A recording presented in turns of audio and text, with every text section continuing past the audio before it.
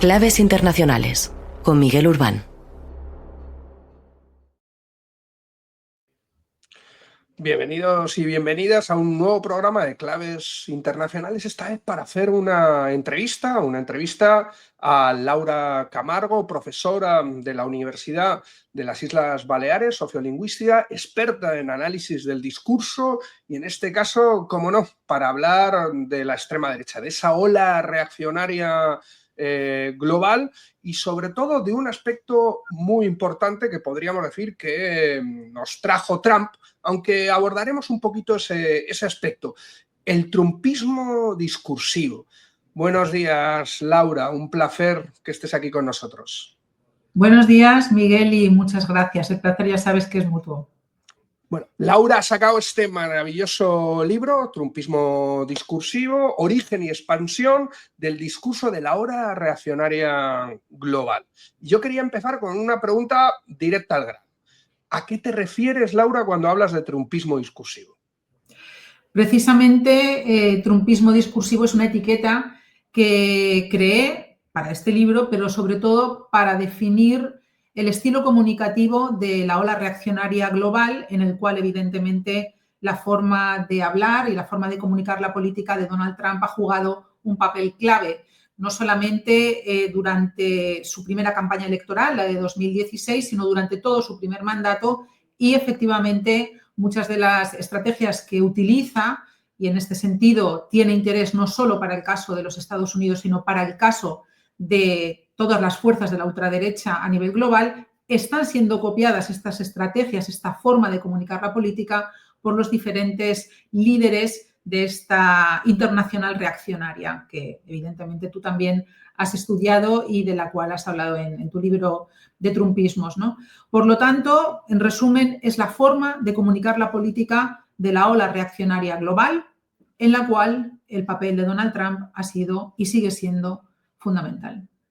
¿Y qué innovaciones mete Donald Trump en relación, sobre todo, por ejemplo, a todo el proceso o el movimiento neoconservador norteamericano? Vimos todo el tema de los halcones de Bush, el Tea Party.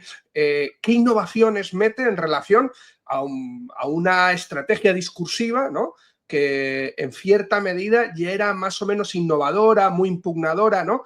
¿Qué es lo que introduce Trump para hablar de ese trumpismo discursivo? Bueno, la verdad es que hay algunas semejanzas que yo creo que se pueden destacar, ¿no? El hecho del ultranacionalismo y del discurso supremacista de los Estados Unidos como una potencia indispensable en el panorama internacional, esto es algo que yo creo que salta a la vista, ¿no?, del propio discurso que podamos recordar de estos halcones, de Paul Wolfowitz o de Dick Cheney, o especialmente de uno de los principales activos para la invasión de Irak, que fue Donald Rumsfeld. Efectivamente, las diferencias yo creo que se centran en el hecho de que esta proyección militar global y este supremacismo hacia afuera, en el caso de Trump, está quizá discursivamente más centrado en las medidas proteccionistas, y en el caso de la política exterior ahora estamos viendo un nuevo Trump muy agresivo, un nuevo Trump muy amenazador, que se está comportando con un discurso cercano al matonismo, pero que anteriormente había apuntado más bien hacia estas medidas que siguen siendo importantes de repliegue identitario, de aislacionismo o de autarquía, ¿no? Por lo tanto, hay una diferencia en este sentido. Y después yo creo que se diferencian sobre todo en la retórica más populista de Trump y la retórica más elitista, podríamos decir incluso cercana al establishment que tanto critica Trump por parte de los halcones, ¿no?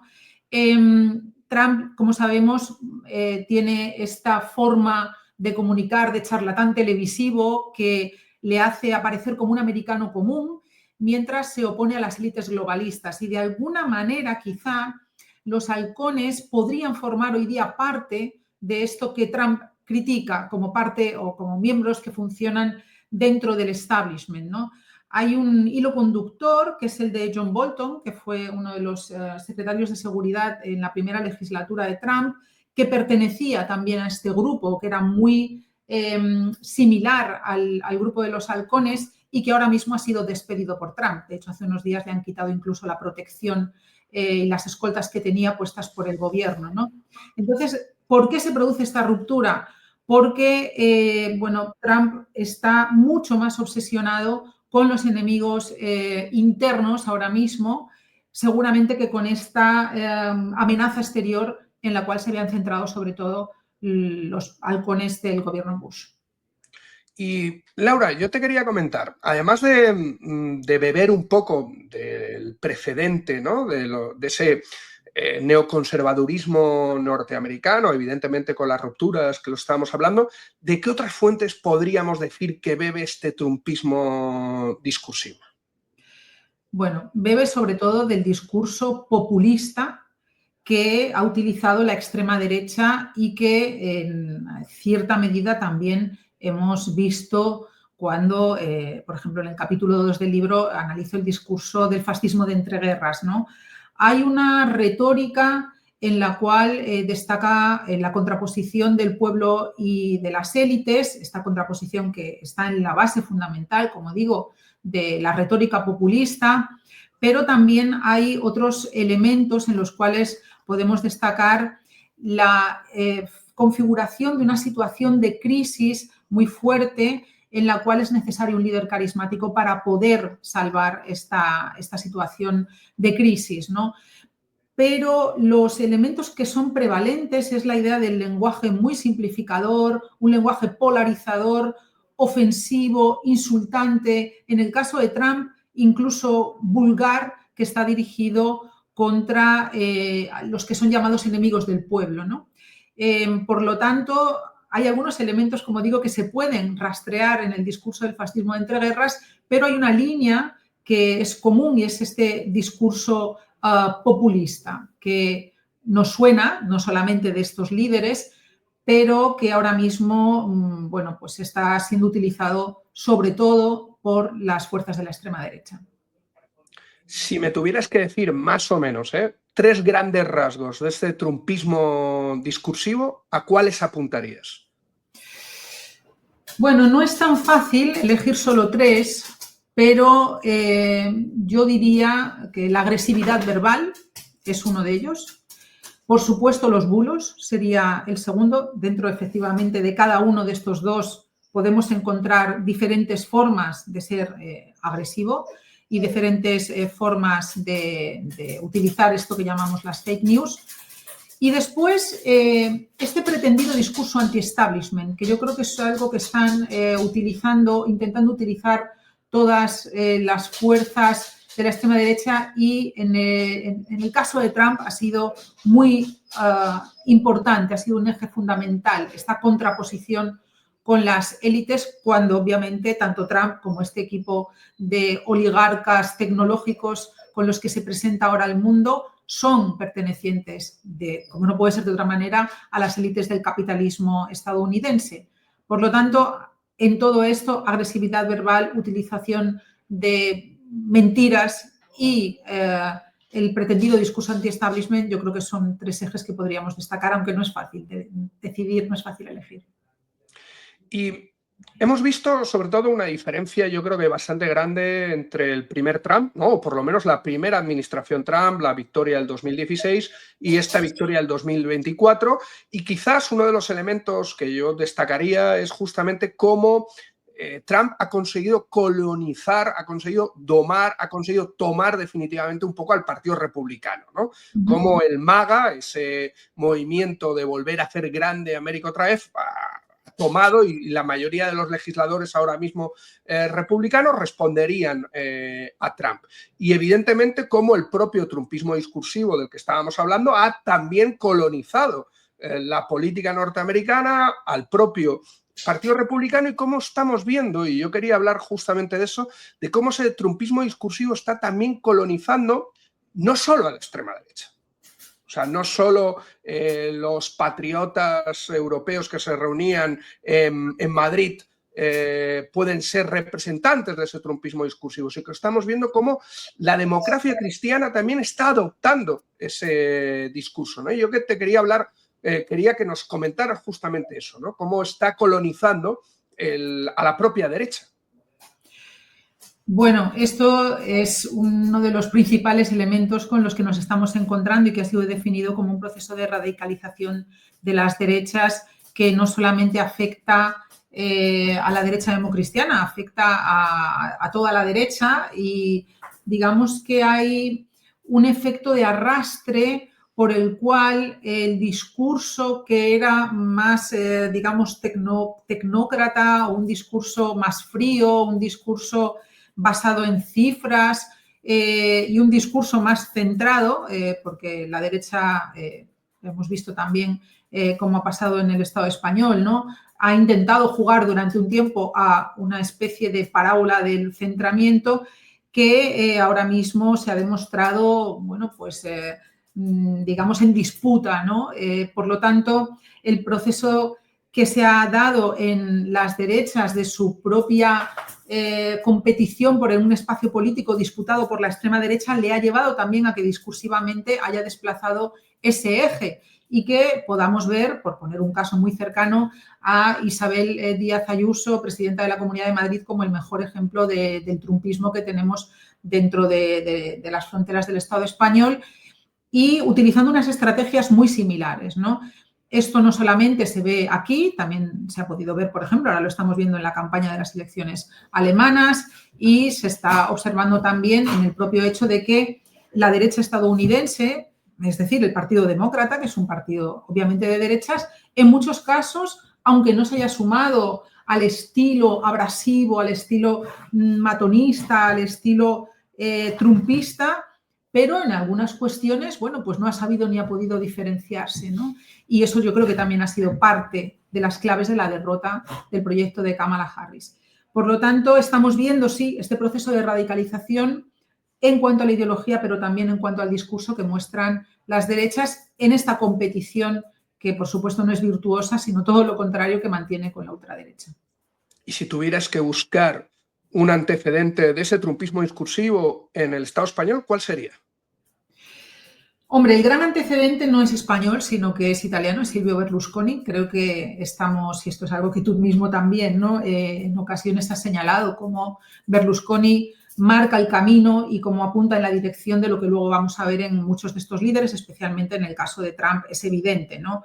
La conexión con los medios de comunicación, el hecho de que sean también personas que han tenido problemas con la justicia, el hecho de este trato especialmente cercano, especialmente coloquial con las personas a las que quieren influir y a las que sienten como cercanas o a las que quieren atraer, y después el trato profundamente agresivo, descortés y aniquilador casi, ¿no?, con sus rivales políticos. Yo creo que aquí Berlusconi es el gran antecedente, es el que marca el camino para el trumpismo que tenemos ahora, el discursivo también, ¿no?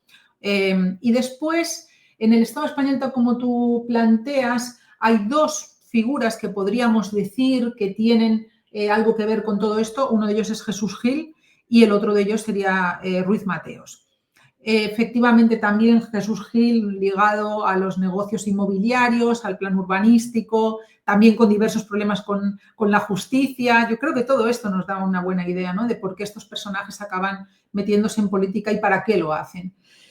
Y en el caso de Ruiz Mateos, bueno, pues es que tenemos también un perfil muy similar. Esta cuestión de la coloquialización del discurso para con las personas a las que se quiere atraer, con una finalidad manipuladora, y después el hecho de ser, bueno, pues como digo, abrasivos, profundamente agresivos con aquellos a quienes se quieren eliminar, aunque sea verbalmente, ¿no? Por lo tanto, podríamos decir el gran antecedente Silvio Berlusconi y aquí Gil y Ruiz Mateos. No sé si lo ves bien. Pues con esto nos vamos despidiendo y simplemente a nosotros nos gusta terminar siempre, Laura, haciendo algunas recomendaciones, ¿vale? Evidentemente, recomendamos encarecidamente, teníais ahí en la pantalla donde poder encontrar el libro de Verbum, justamente este trumpismo discursivo, origen y expansión del discurso de la ola reaccionaria global. Pero queríamos que terminaras recomendándonos un libro, que no fuera este, que ya lo hemos recomendado nosotros. ¿Cuál te animarías? ¿Relacionado con este tema? Sí, Sí, con el trumpismo discursivo. Bueno, ahora mismo, relacionado con alguno de los puntos que trato ahí, estoy acabando de leer Las redes son nuestras, de Marta G. Franco, que creo que plantea una propuesta interesante relacionada con uno de los temas del momento, ¿no? Y es qué hacemos con las redes, nos quedamos, en cuáles nos quedamos, qué hacemos con X y qué hacemos con este gran altavoz que ahora mismo son las redes sociales para la extrema derecha y cómo podemos construir nuestras propias redes. Y bueno, pues también el debate, ¿no? De si lo que realmente hace falta, como el propio libro plantea, son más activistas sociales y menos community managers. ¿Y un documental? Documental, bueno, como el libro también incluye una referencia muy fuerte, constante, sobre lo que significa hoy al genocidio en Gaza, hay un documental en Filming que me ha parecido muy interesante sobre la ultraderecha israelí y que se llama Expediente Netanyahu, y cómo, claro, no tiene exactamente que ver con la cuestión del trumpismo discursivo, pero me parece muy bueno también para ver cómo estas figuras de la ultraderecha utilizan cuestiones terribles y que pensábamos que no íbamos a ver ya como un genocidio para tapar sus propios problemas con la justicia, ¿no? Y el expediente Netanyahu recoge muy bien todo esto. Luego hay uno que sí tiene que ver mucho con el libro, que se llama The Brink, el gran manipulador, que es un documental sobre Steve Bannon y sobre la primera campaña de Trump del año 2016, que a mí me parece que como documento para entender mejor la influencia de Bannon, por un lado, no solamente en la ola reaccionaria estadounidense, sino también en todo lo que intentó hacer con The Movement a posteriori, es un documental más que recomendable. ¿Y una peli? Una peli, mira, hace muy poco, estos últimos días, muy relacionado con el tema, he visto The Apprentice. The Apprentice es la película en la cual habla justamente de la etapa en la que Trump era jovencito, en la que estaba empezando con los negocios inmobiliarios de su familia y cuando se casa con Ivanka y cuando posteriormente se convierte en el presentador de este programa de telerrealidad, que es donde yo creo, y es una de las hipótesis del libro, que él coge buena parte de lo que va a ser luego el estilo comunicativo, digamos, único, ¿no?, de Donald Trump.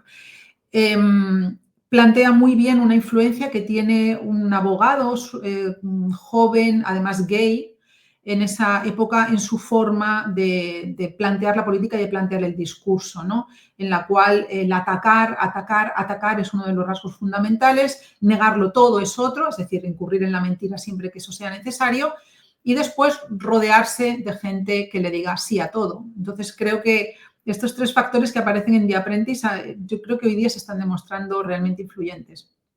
La verdad es que a mí también me gustó mucho la película.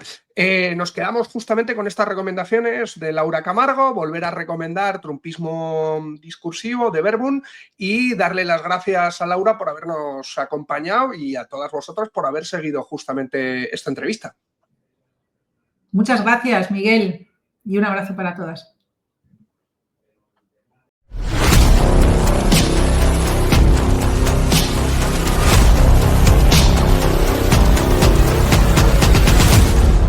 Claves internacionales con Miguel Urbán.